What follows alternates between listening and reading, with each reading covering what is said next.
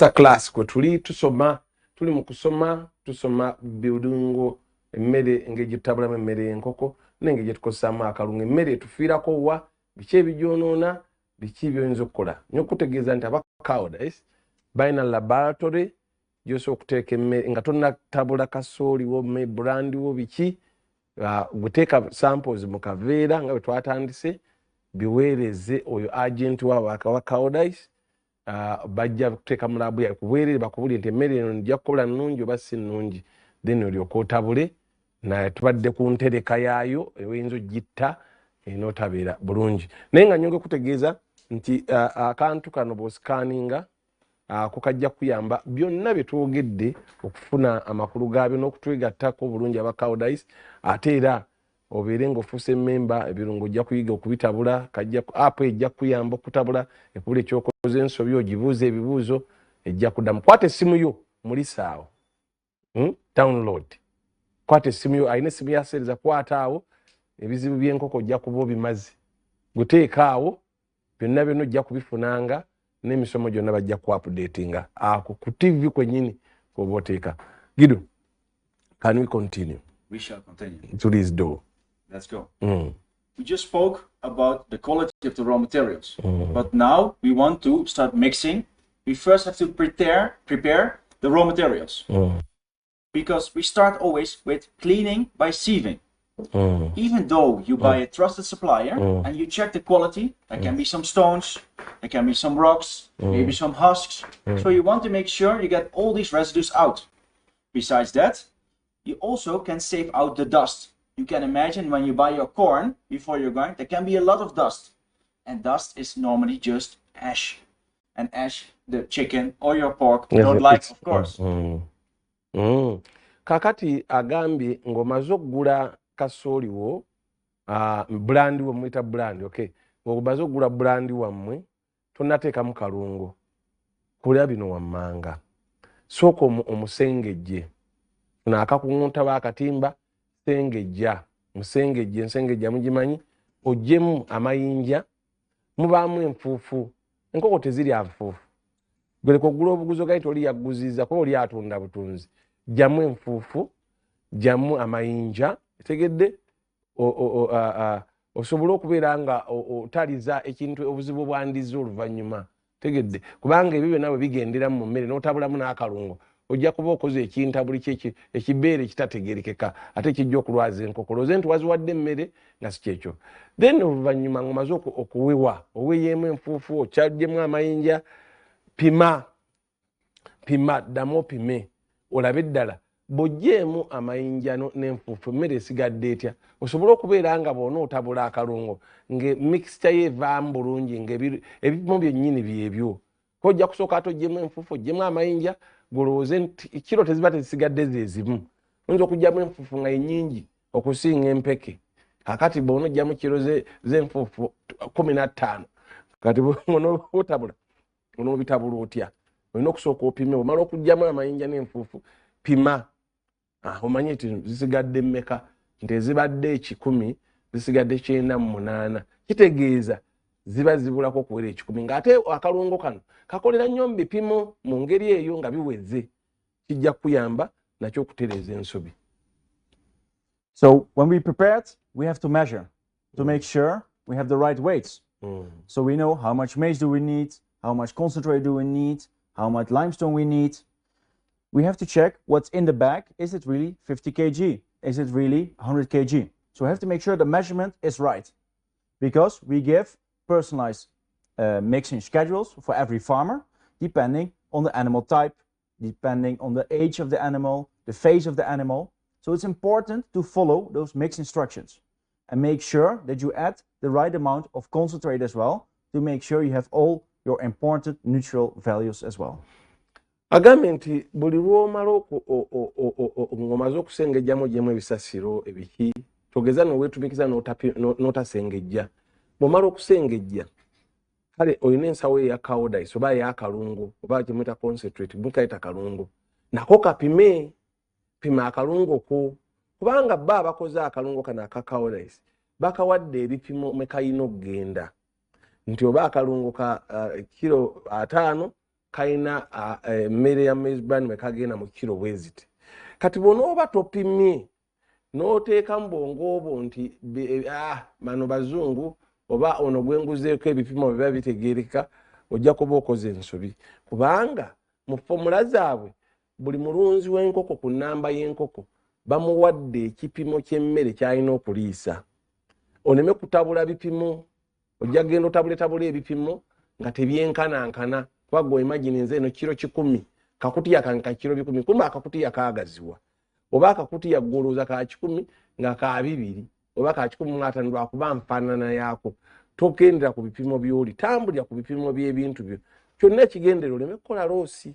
Kuba bw'onookola emmere nga nnyingi kijja kukusala, amagoba galeme gakendeere. Ate oluusi oyongere ssente nnyingi muki ebintu bye ebipimo ebituufu, kikuwa enkolagana ennungi n'eri gy'ojja mu buntu otegeere nti oli gundi wa mazima oba si wa mazima. Otegeere nti osobola okuba mu likodi nti oyo si kyamugulako kubanga takola mazima, naye ng'ate ayinza okukufiiriza. Kuba byonna bye tukola tunoonya obulimi okugyamu ssente. N'olwekyo pima ebintu biveemu bulungi. Of course, it's also important when we make our complete feed for the farmers, we have to know what the animal really needs. To make the best animal feed consists of more than 48 ingredients. That's a lot. It's a lot to source, especially for a farmer who should be focused on getting his farm management up to date.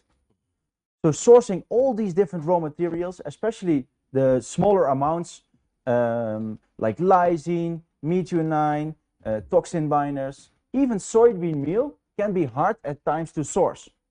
Also, the cost of these lysine, this methionine, your vitamins is very, very expensive. Also, the quality of these raw materials are more difficult to check. And we talked about expiry dates. If you have to buy more than 48 ingredients, you have to store them all and look always to the expiry date.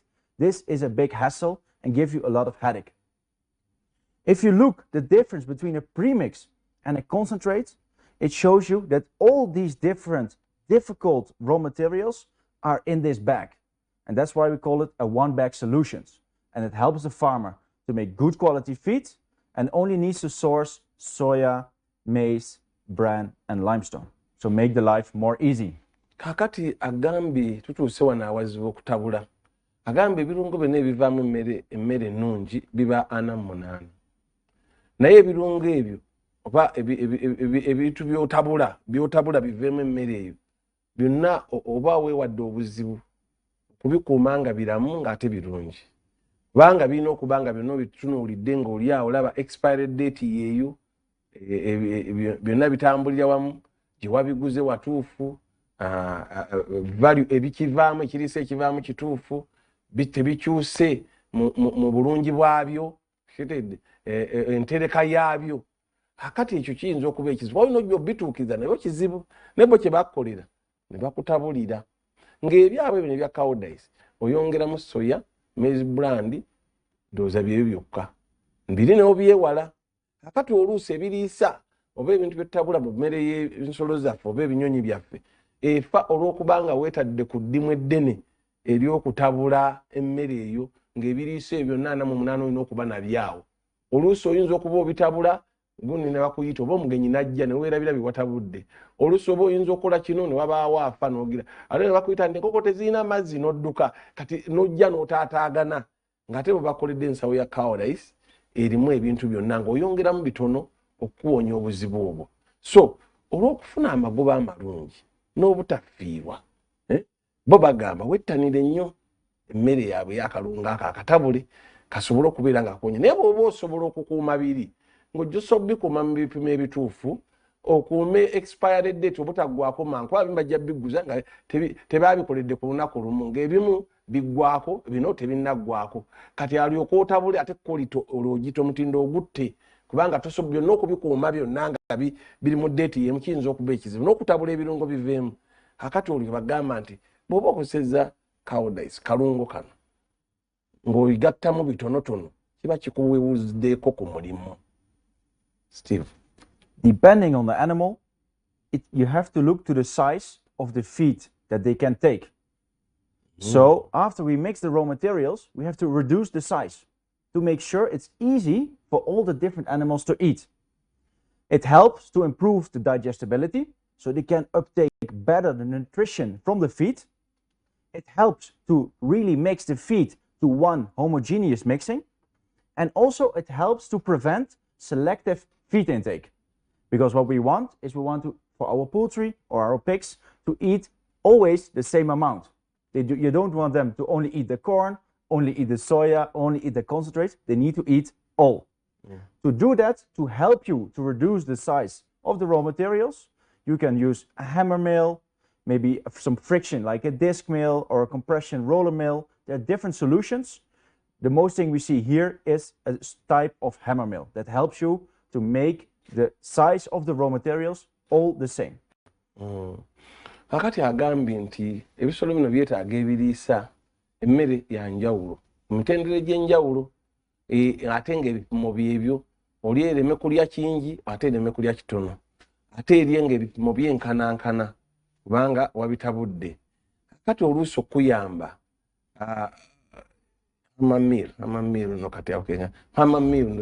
to break down the maize. It breaks the maize. Kati kasooli oyo omukola ki omukuba mu kyuma n'asobola okubeera ng'avaamu n'osobola okutabula obulungi ebintu ne bivaamu bulungi n'osobola okugiwa nga ebipimo byennyini biwanvu kubanga bw'onoogiwa nga kasooli teyenkanankana kubanga tusobodde mukoonakona mutabula bulungi nga teyenkanankana nga yasingako obungi kiyinza okuleetera okukonziba oba eyinza okugejja ennyo netakola kyoti nakkola n'olwekyo olina okulaba nga ebyo byonna obigoberedde bulungi osobole okutambuza enda yaayo oleme kukola loss.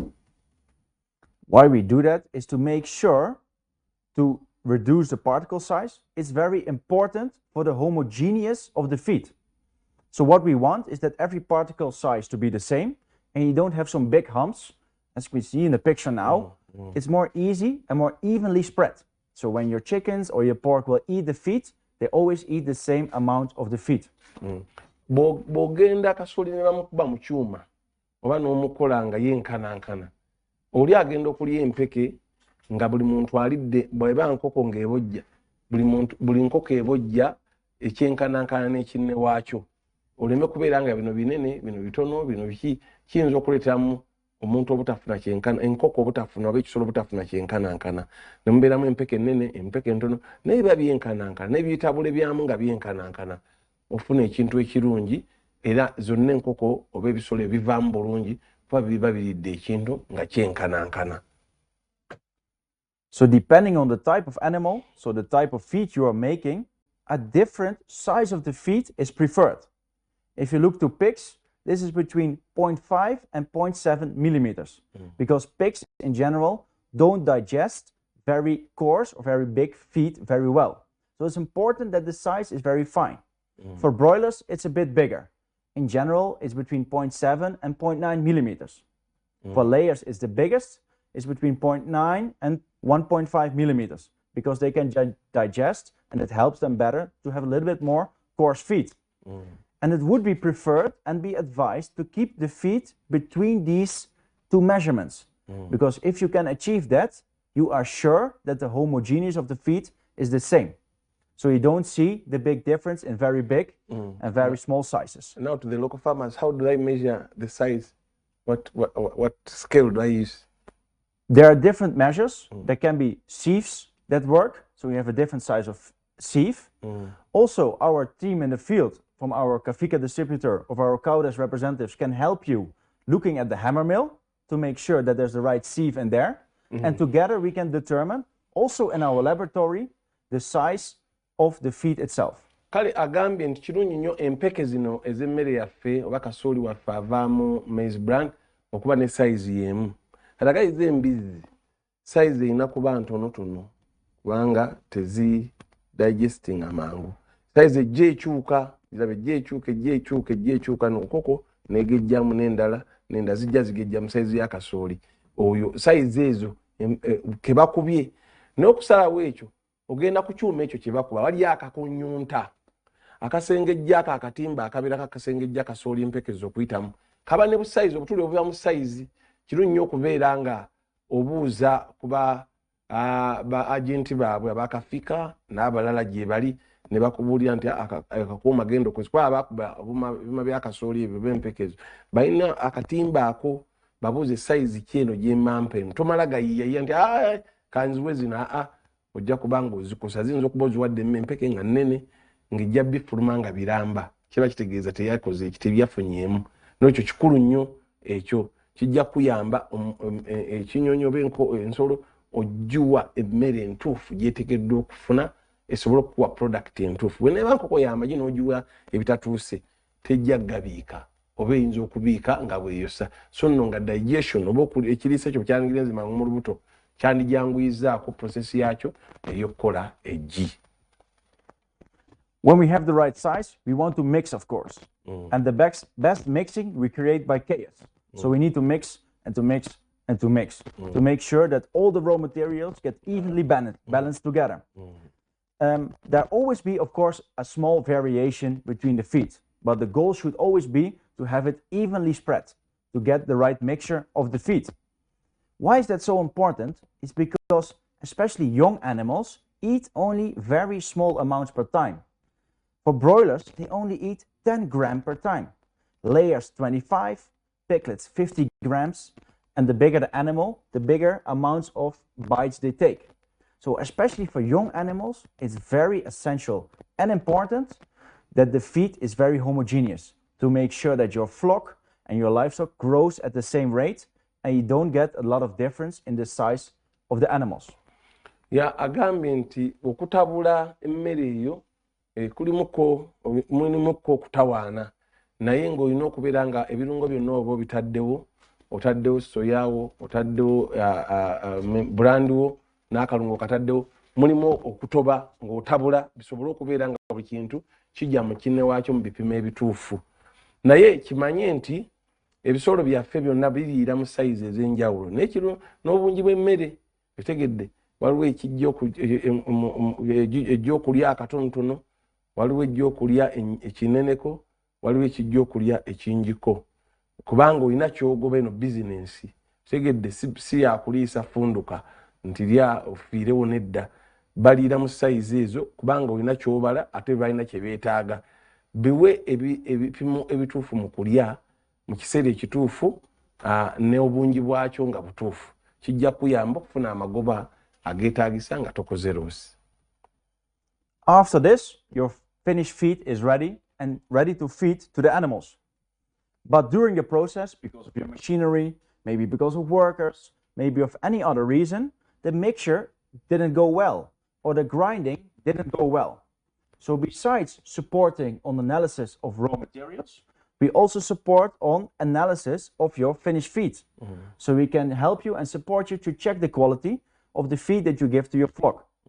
To do that, we need the right amounts of feed. So always make sure you have 300 grams in a bag and write all the information on a label on a paper. So what is the feed? What is the face? What is your name? What is the name of your farm? And what are you looking for? So we can really support the farmer to get the best out of the feed and the best out of the flock. Besides that, also put production date on the label. And the complete feed can be stored for a month. But what we prefer and what we advise is not to store more than 2 weeks, because fresh feed for your livestock, same as for you and me, we like fresh food. Our animals also like fresh food. So it's advised to make on a weekly basis your fresh feed to make sure that you can check on a regular basis. You keep giving fresh food to your livestock, and you can ask feedback. Because we have the laboratory here in Kampala, you can send your samples and we can give you support and advice on the feed that you made. Agambye nti ng'omaze okutabula emmere yo giteeke mu bipaketi oba buveeramu ogiteeka oteekemu empisa weeteekemu empisa erambako omanyi nti n'ebipimo ng'obipimye topakiramu paketi nga tomanyi nti mpakidde kilo 2 kilo 15 owandiikeko nti kukoleko kilo 15 ng'ate okimaze ekyo oteekeko ddi lw'ogitaddemu tina emmere njitaddemu leero nga 31 January 2025 akati emmere oba omaze ogiteekamu olabye ng'ebipimo byebyo olabye nga ennaku ozitaddeko olabye nga bya nkoko ki kyandibadde kirungi ne faamu yo oba ogiteekako erinnya ogiteekeko ate n'ekika kyebogenda ojjuwa toba zino za broiler oba za croiler oba za kino kyo kiteekeko kijja kukola bulungi.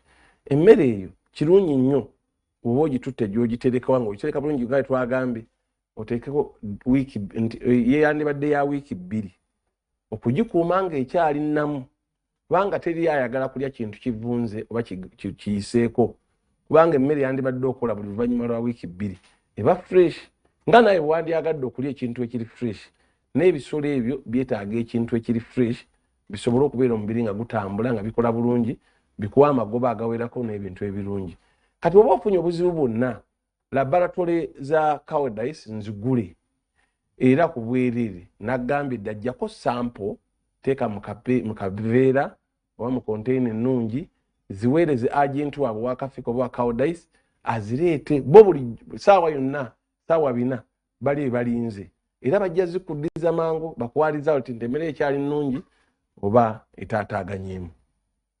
To support farmers even further, we made sure that the mixings, how to mix, and the amount of raw materials they need, we made a calculator for them. So depending on the livestock you have, the amount of birds or the amount of pigs, it helps you to calculate what you have to buy. So you can buy fresh raw materials every week or every 2 weeks. You also know then how to exactly mix your feed.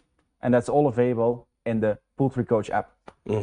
Kakati byonna nga tunaatera okumaliriza as we are trying to wind up bakukolera ekibalo bakukolera calculator kosobola okubalira emmere yo engeri gy'onoogiriisaamu omanyi nti neetaaga bungi ki ebinyonyi bwe biti nnina ab'ensolo bwe zinina neetaaga kuziwa yenkana ki byonna baabikolera dda oleme kubeera ng'ofiirwa kuba abamanyi oli mu bizinesi kukola ssente ate ofunemu amagoba osigale ng'olunda kale baabikolera dda era obutataagana lwaki otataagana nga bo weebali bakolera app eno naggambye dda kwata bukwasi ssimu yo mulisa akantu ako gwe mulisaako buto downloadinge eyo calculator mweri egambe oyagala bungi bwe buti kikola bweki oteekamu butesi kibuuzo kyo yonga ejja kuddamu ekuddemu eyo mwenna mukwate essimu zammwe ezo ezaseereza gitunuzaawo tegedde of course ng'eriko data gitunuzaawo scanning aka akantu ojja kulaba ebikajja okuleeta byonna ojja kuba obifunye scan now ojja kuba ebyobulunzi byonna bye twogedde wano bye tumaze wiiki namba ojja kuba obifuna ate nga tegenda kussa mukono paka bw'onookuwa n'ogijjako naye yo ojja kusigala ng'ekusomese ku update ekuddamu ebibuuzo gibuuza bubuuza beeri baabafuna information nga bakuddamu muddamu we bawe bascanning bandagaano nti badde bakikola n'ojjako scanning ako scanning ako ebintu byonna ebikwatako byonna bye twogedde ne byeyagala okubuuza ojja bifuna tegedde just scan that app you get all the information concerning cowardice you put your questions it will direct you it will give you the calculations etc that app use your phone on your TV set and scanning akati bijja kuyamba. Okay, your last remarks. I want to say webalenyo and I hope to see everybody at the Harvest Money Expo so we can discuss even further how to support the farmers here of Uganda. Agambye mwebale nnyo kubeera wiki namba nga tusomedde no master class eri ne bannaffe abaagala okutandika okulunda temuggwamu maanyi n'abonna awaali ensobi n'otasobola kulunda bulungi n'abaagala okukyusa emirimu batandika okulunda enkoko n'ebirala n'okuliisa n'okusuubula ebintu bino bagaye bali mu Harvest Money Expo naku z'omwezi nga 14 kutandika 14 15 16 wali enamboola omudaala gwabwe guli ogwa cowardice gujja kubuuzabuuza ekirungi inshallah bwe naaba Mungu ng'ataddewo gyendi ku bwemusi ojja buziwendi ojja kulya kazindaalo nkulagirire we bali jangu bakuyigirize jangu otandika obulunzi jangu oyiga obulungi oleme kufiirwa magoba mangi agali mu kulunda enkoko ate nga totawaanye nga sente zijjaawo nga bw'okola ebirala kati wali mbeera yonna bo weebali ate amagezi gonna bagakuba ku bwereere bwekku nga tolina kyotawaanye totaddemu ssente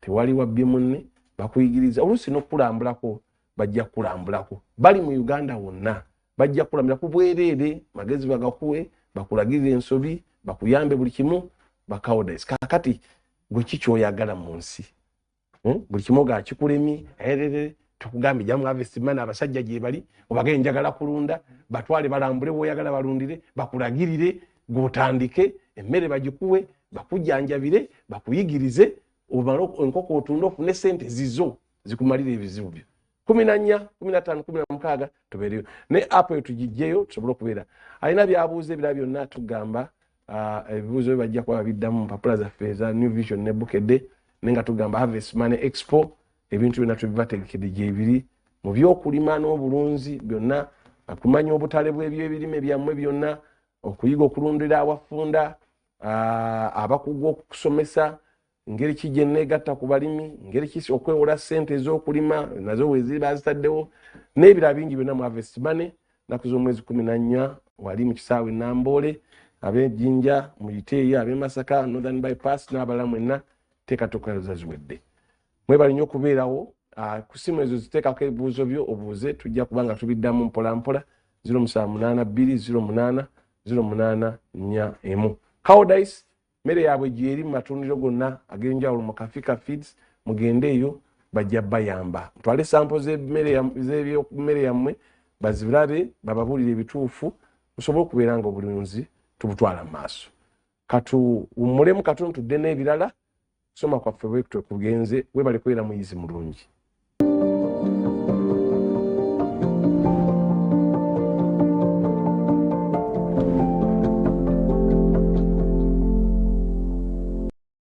Master class ebetandise master class yanga kitegeeza kire tusomesa abadde balunda kakati nga babulamu obuntu obutawanya okututereeza sobola okubeera nga tutambula wiiki yonna tutambudde bulungi nnyo kyonna nga okwetegekera Harvest Money Expo 14 February e Namboole era banaffe aba Cowardice bakulembeddemu wano kubeera nga babategeeza mu bulunzi naddala obw'enkoko n'ebisolo mu mbeera yonna era olunaku olwaleero tukyasoma olwaleero tusoma era beerako bulungi osobola okusoma tugenda kusoma ku kalungo biki byoteeka mu kalungo biki ebyetaagisa nsobi ki ze mukola nga mukozesa akalungo ate mmere kibungi ki betugenda okusoma olunaku olwaleero era bakutegeeza nti bw'oba olina emmere oyagala kuyigiriza kugitabula ogireeta eri ku gundi yaabwe ne bakubuulira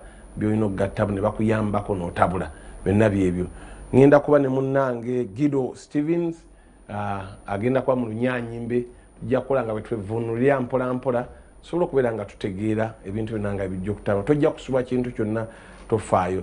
Gido, you are most welcome. Thank you very much. Introduce yourself, then we begin. Good morning, everyone. My name is Gido Stevens. I'm here responsible for Cowardice Uganda, and together with the team, we make sure we offer the best feed solutions. Ategeeza agenda kubuulira ebisinga obulungi naddala mu ngeri y'endiisa y'emmere n'entabula yaayo mu musomo gwaffe. Kaakati kasooke tukulage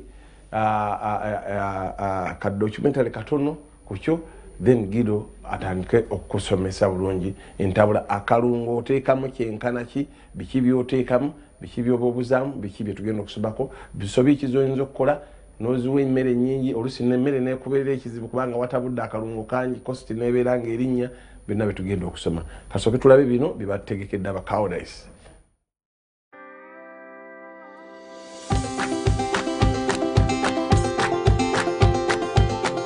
The composition of your feed contributes to the performance of your livestock. All feedstuffs have their own nutritional content. Quality is not only the absence of contaminants, but also availability of the required nutritional value. The quality of the raw materials used on your farm hugely contributes to the performance. Our concentrates are balanced based on the average quality of available raw materials like maize, maize bran, soya, sunflower, and other feedstuffs. To ensure that Cowardice balances your mixings based on the actual raw materials, we started a laboratory service to ensure to analyze raw materials and optimize the mixings based on the actual quality. Our approach provides profitable and predictable results for your livestock. To get a quick answer on these questions, you can send raw materials samples to the Cowardice lab. Make sure you get all the right details following the following steps. Step 1. Get a strong and clean bag. Step 2. Write your contact details, details of your farm, the raw material, supplier, and date on the sheet. Step 3. Take a representative sample of the raw material you want to test by picking from different bags and mix thoroughly. Step 4. Send it to the address on the website or give it to your Cowdice representative. Step 5. Analysis is free for Cowdice customers. Step 6. Results will be sent to the communicated address as quickly as possible. Based on the results of the raw materials and the known variation in raw materials, you can have a customized mixing formula. Soya comes in a lot of qualities: full fat, soya cake, de-oiled soya cake, soya bean meal, with all specific advantages and disadvantages. Ensure you use the recommended soya type for your mixing formula consistently. Checking the composition of the mixed feed compared to the calculated analysis gives a quick insight on the quality of your mixer and enables you to fine-tune the mixing process. Cowdice is an expert in finding the optimal feed solutions for your livestock. With more than 37 laboratories worldwide, we developed our own NIR reference line. The lab service contributes a better insight on the feed performance. This is not only essential for efficient performance of your animals, but ensures that our feed solutions always contribute to the best possible revenue, enabling us to continuously provide the best possible feed solution for your farm. Want to know more? Contact your Cowdice specialist for more information. Tandise bwe tutyo tugamba tugenda kutunira ku biki byoteeka mu mmere, akalungo specifically bipimo ki, era mu byo mulimu bakulagiridde nti osobola okukwata sample z'ebimere yo, maize brand, soya, n'oteeka mu kaveera n'obibaweereza ku agent oyo owa Cowdice, n'abiweereza mu laabu yaabwe okukebera kwa bwereere, era bajja bikuweereza mangu bagende emmere n'ekola oba teekole. Gido Stevens kasooka atuyiseemu, nange nja kujabuliramu mpola mpola ng'amaliriza. Gido, Thank you very much. Begin the presentation. So to make sure that we can help support the farmer to get the best possible results, we have to make sure that the process from raw material to the complete feed goes through all the steps. That means sourcing the right raw materials, making sure we get the right quality of the raw materials. Also, when we receive and store the raw materials, we follow the right conditions. After, we have to grind and we have to mix these raw materials into the complete feed. Just before we can hand out the complete feed to our poultry, to the pigs, or to our dairy farmers. And to make this process, we have to follow all the right steps to make sure that the end feed helps the farmers to get the best results out of their flock. Agambye nti byonna byonna obulunzi bunyuma mmere gy'otabula. Emmere eno ng'onoogitabula olina okukozesa ebikozesebwa ebirungi eby'omulembe mu bipimo ebirungi, era bo kye bakuyambako okufuna ebyo ebikozesebwa katugeze maize brand oba soya, n'obibaweereza ne babiyitamu ne babiraba nga bituufu oba nga birungi, n'olyoka obitabula bulungi ne bisobola okuvaamu nga bivuddemu nga tobisobezza, ne bisobola okukuleetera amagoba oba emmere entuufu ensolo yo oba enkoko zo ze zirina okulya. Kambe entabula yaabyo newa gy'obijje kikulu gy'obijje. Ogeza ayinza okuba oleese kasooli nga mubisibisi oba nga takaze bulungi oba nga alimu obuwuka oba nga si mulungi, n'omutabula wadde omutabudde n'akalungo kano biyinza obutakukolera singa baba tebabikebedde bulungi. N'omukisa weeguli okubibaweereza ne babikeberera ku bwereere ne bakuweereza nti bino bijja kukola oba tebijja kukola, n'osobola okuba enkoko zo oba ensolo zo ekyokulya nga kitabuddwa bulungi kivuddeyo. The goal what we have is to make optimal animal feed. Optimal animal feed means it's well balanced, it's not too dusty, it has a good feed structure, so it's not too coarse and not too fine. It has all the important nutritional aspects, so it's an optimal composition. You follow the mixing as advised, and you make sure that it's the right feed for the right animal at the right phase or the right age of the animal. Always make sure the feed is fresh and tasty. It has optimal physical composition, so the mixture of the feed is very homogeneous, and you make your feed in a very well managed feed mill, like it's your kitchen for your flock. And if we follow all these steps, it helps and supports you to get the perfect response for the animals and the performance of your animals. Yes, agambye nti ekiriise emmere eteredde obulungi egy'okuwa amagoba amalungi. Singa onoogoberera emitendera gyonna egy'okutereeza emmere kijja kukuvira mu bulungi. Singa emmere eyo n'oba nga akalungo otaddemu nga kenkanankana bulungi mu bipimo ne kasooli oba n'ekintu ekyoteekamu kijja kukola bulungi. Emmere eyo nga teriimu nfuufu nnyo, yinza ojja okuba nga ya nfuufu nnyo nga teriimu bikerenda, kiyinza okuleetawo obuzibu.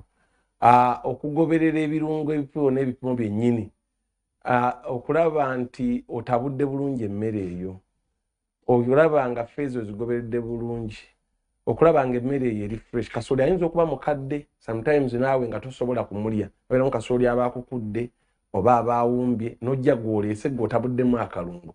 Results tojja zifuna bulungi singa onooba nga otabudde ebintu nga bikadde. Ebintu ebyo naawe omanyi nti nno emmere y'ebisolo byange eri fresh erabika bulungi nga naawe omuntu bye wandiridde. Tetugamba nti ojja kulya nga naye nga emmere gye wandiridde ng'eri fresh noga ati emmere eno nnungi, ekisolo kyange kijjayo. Naye bw'ebanga naawe wennyamiddemu mu ntabula mu ngeri yonna tojja kufuna magoba matuufu. Segedde tojja kufuna magoba matuufu, amagi tegajja kuvaamu, n'enkoko eyinza obutagivaamu bulungi kubanga tefunye biriisa birungi oba bibaddemu entaataaganya yonna mu kutabula ebipimo ne bitatereera. Go ahead.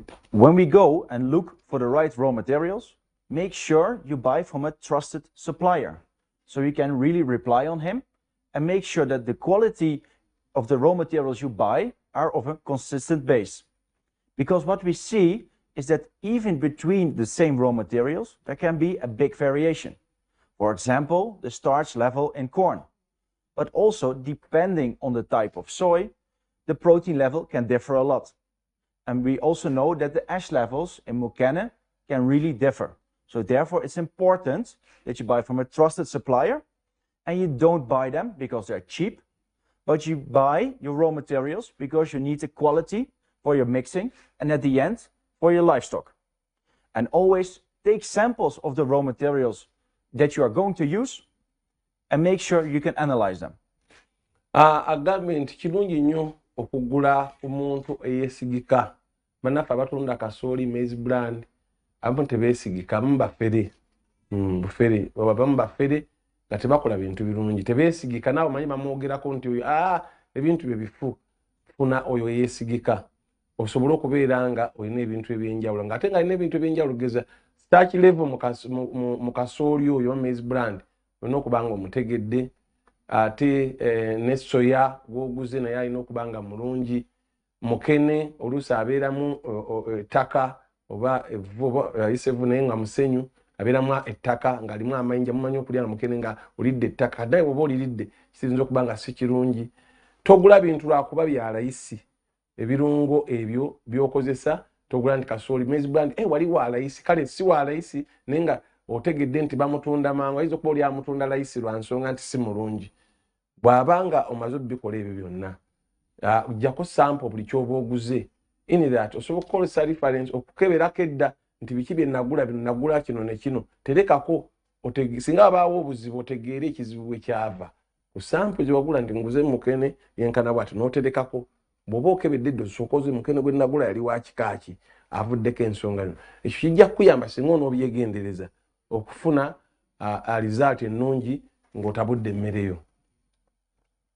And when you're going to use, it's very important that you know the nutritional value of the raw materials, because this can differ a lot. One of the reasons can be the harvest circumstances, especially when it's this rainy season or there's a rainy host coming. The moisture levels in your corn, for example, can differ a lot. Also, during storage conditions and during your storage, mycotoxins can occur. Besides that, also the production process, mainly of soya, can make a big difference in protein levels, because we know meal, we know soya cake, we know soya full fat, and also between the type of raw materials. For example, the maize bran or the wheat bran or the rice bran can differ a lot. And last but not least, the genuinity of the raw material. So how good is the raw material itself, and how much ash is there during the production process. And therefore, as you saw in the video at the beginning of the show, we have a lab in Uganda to support the farmers and help them to know the nutritional value of the raw materials. Ya agambe nti byetukozesa mu kugatta mu kalungo olina okumanya ebiriisa ebikirimu. Tegedde ebiriisa ebiri mu kintu ekyo bitera okwawukana ne bireetawo enjawulo mu bintu by'okozesa. Ogeza bayinza okasooli baali bamukungula bateba ne bamutereka bati ayinza okuba yali mubisi tebamwanika bulungi. Ajja kuleeterawo embeera y'emmere okuba embi. Entereka y'akasooli oyo gwe baakwadde maize brand eyinza okuleetamu nga yeegattiddwamu ettaka, bamwanika wali ttaka, naye eyinza okuleetamu emmere yo neetaba nnungi. N'engeri y'okumuleetamu mukubamu okukolamu nga abakola keeke ezo eza gundi, cake miru, soya miru, engeri gye baagikolamu n'okugatta ebintu eyinza okuba ereeta obuzibu ekiriisa ne kiggwamu. N'ekika ky'akasooli oba ebintu byonna by'okozesa nakyo kiyinza okukyusa ekiriisa ekiri mu bintu ebyo. N'ekyo kikulu nnyo okwegendereza. Oluusi ne mukene oyo oba ebyennyanja by'oteekamu, ne mukene gwe mutera okukozesa n'entereka ye n'embeera ye ayinza okuba yayingiramu obuwuka. Mukene amanyi okuliiba obuwuka nga mwe buli butambula. Akati obuwuka obwo n'ojja obukuba kitegeeza obuwuka buyinza okukyusa ekiriisa ekyamukene engeri gy'afaananamu. Mulimu n'obuwuka obulinga obuvunyovunyo obubeera mu mutwe gwa mukene. Kati bw'obukubiramu tekijja kuba kiriisa kye kimu nga mukene omulamu oba obulungi. N'olwekyo emmere bw'ona ogitabula n'oleekamu wadde akalungo kataddemu aka cowdice, tojja kufuna result z'oteekeddwa kufuna, era ekiriisa kiyinza obutakola. Enkoko neefuna obuzibu ba mu mbeera yonna. Naye ng'era kye bakubiza kyonna nti bo laabu yaabwe bw'eri ya bwerere. Kozesa agent wa cowdice ali awo kumpi, oteeke mu buveera nga bwe twatandise eri okulaga, sampo z'emmere ezo z'oguze oba z'ogenda okugula oziweereze laabu. Bajja kukeberera bwere si bya ssente, then bajja kuddiza mangu alizaatu. Twayinza bajja kulwawo ate njagala kuliisa, bajja zikuweza mangu alizaatu ku agent waabwe awo mangu osobola okugenda mu maaso n'okukola emmere oba okutabula emmere nga tolinaamu nkenyera yonna. Of course, after you bought your good raw materials, you check the quality. It's very important you maintain the quality. That we can do to make sure the storage is well done. So first of all, make sure the construction of your facility is very decent.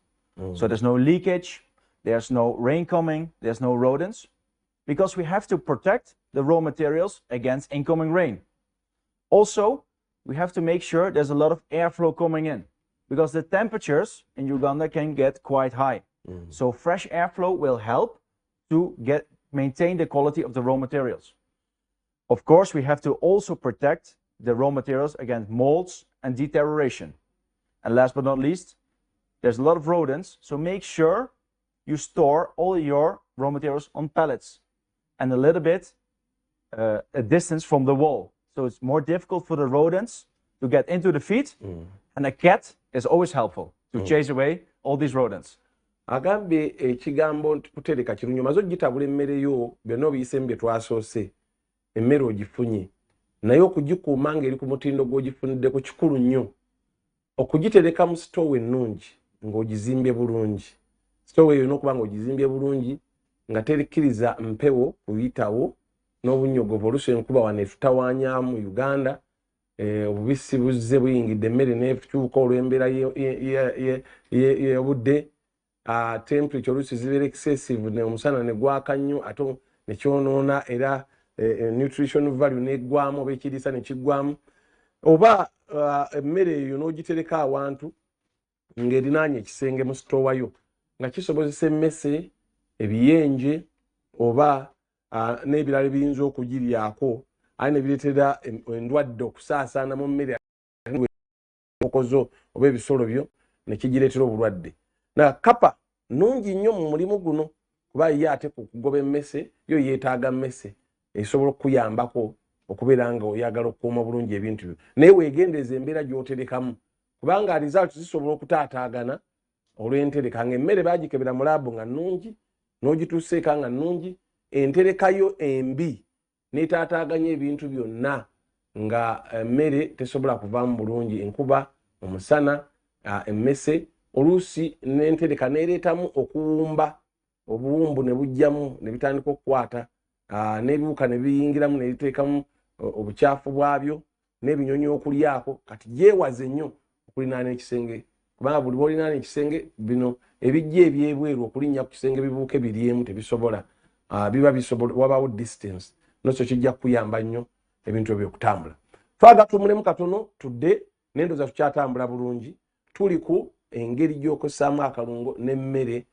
ki gy'otabuza ofune amagoba amalungi ennyonyo nga kutegeeza tibirabedda bye twogera bano balina omudaala mu Harvest Money Expo nga 14, 15, 16 wali enamboole n'ebintu byabwe bingi babayo ne sitooku y'emmere bajja kuba basomesa ojja kuba obuuza byonna by'oyagala otegeera ebintu byonna n'olwekyo wenna gy'oli mu Uganda teweesisigiriza wadde n'akamu jangu n'abo abakukolerako omulimu gw'obulunzi bonna bayigire wamu muddeyo eka ng'ebirowoozo mubikubaganya buli muntu ategedde mutwalo gumu naye ng'amagoba nkuyanya gojja ofuna mutwalo tusobose mwenna okuyingira n'olwekyo mujje sobole okubeera we bali abacaudice ne bannaabo abadde husi factory jukira yazze Uganda era emmere bagikolera wano jangu tubeereyo katumulemu katono naye ekyokuweereza ebibuuzo byokweyo essimu 078 weerezaako message 0782 08 okusobola okubuuza ajja biddamu tumulamu katono tukyalina caudice